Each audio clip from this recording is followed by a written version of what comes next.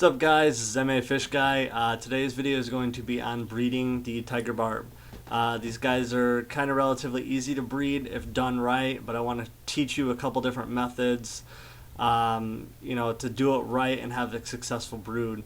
With these guys, a lot of people breed them inside like a community tank, but end up having a lot of the fry get eaten or a lot of the eggs get eaten, and they just don't have a good success rate.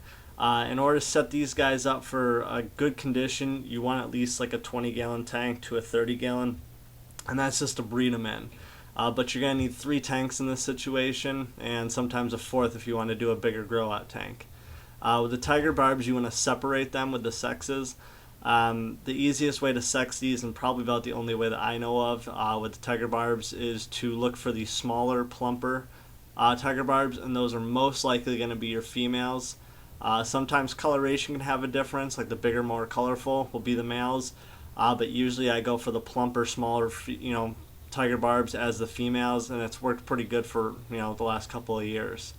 But with these guys, you want to keep it about 80 degrees inside the tank, and after separating them for 3 or 4 days, you want to do tubifex worms, bloodworms, anything with a high protein, but the tubifex probably works the best. And if you can't get those, I do bloodworms just because of the high protein, and that seems to kick them right in the mood. I feed them two times a day, and I do like a 20 to 30% water change every day, and that really plumps up the females. And even if you think you have some males in the batch, with the females, the ones not getting plump or staying plump, you can separate back into the boys. It's not going to hurt them. After 3 or 4 days, you want to reintroduce them into a neutral tank, so that one tank that you had set aside, that's the 20-gallon, you want to reintroduce them and put marbles, usually 2 layers thick, if you want some kind of success rate with the breeding. The tiger barbs will eat their fry and their eggs, so if you can't separate them or you're a little slow to do it, the marbles kind of help protect the babies. After they breed, what's going to happen is the female is going to release the eggs, and the male is going to follow behind her. These guys usually breed in schools, so you're going to see multiple groups of them going and breeding.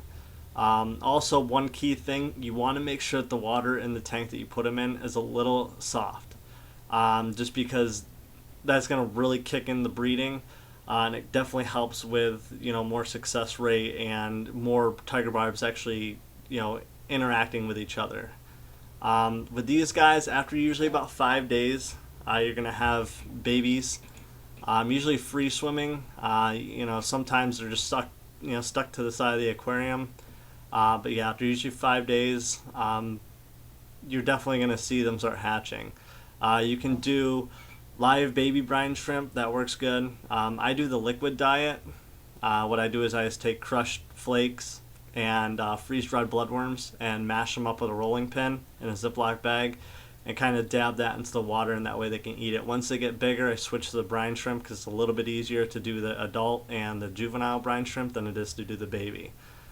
With the adult tiger barbs, you kind of want to stay away from flake foods. You want to just stick with the frozen bloodworms, freeze-dried bloodworms.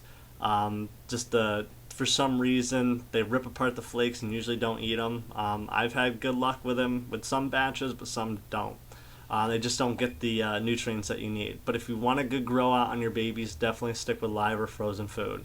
Or at least do some kind of side diet, like I said, with the flakes and the freeze-dried bloodworms until they get old enough to get a hold of the brine shrimp. Like I said, after 5 days, these guys usually hatch and swim in.